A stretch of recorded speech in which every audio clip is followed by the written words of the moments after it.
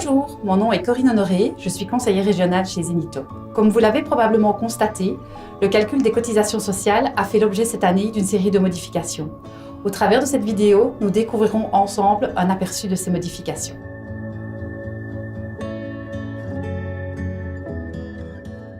Cette année, le taux de cotisation poursuit sa diminution et ce, à compter du premier trimestre 2018.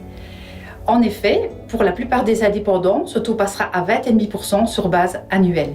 Il s'agit de la dernière étape de la diminution progressive du taux de cotisation entamée en 2015 où ce taux était encore fixé à 22%.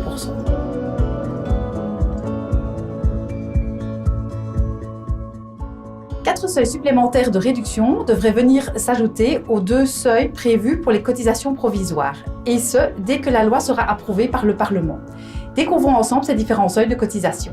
Ces différents seuils devraient permettre aux indépendants qui ont des revenus fluctuants d'ajuster leurs cotisations provisoires de manière à ce qu'elles correspondent mieux à leurs cotisations définitives. Ces différents seuils pourront être demandés par tous les indépendants, quelle que soit leur catégorie de carrière.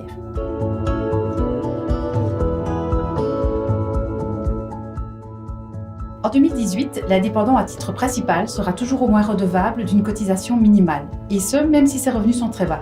Celle-ci correspondra à un revenu net imposable de 13 550 €. Une diminution de cette cotisation minimale est prévue, mais là aussi, il s'agit encore d'une modification qui doit être approuvée par le Parlement.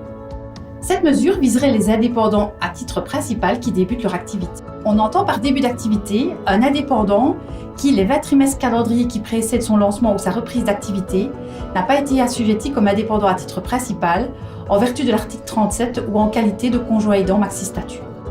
Notez que les indépendants à titre complémentaire, les étudiants indépendants ainsi que les conjoints aidants mini-statut qui passent au statut d'indépendant à titre principal entrent aussi en ligne de compte, pour autant qu'ils respectent les conditions requises. Cette mesure n'entrera en vigueur qu'au 2e trimestre 2018.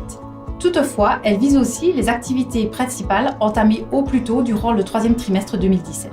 À présent, vous voici informés des 3 principales modifications qui concernent les cotisations sociales des indépendants pour cette année 2018. À bientôt!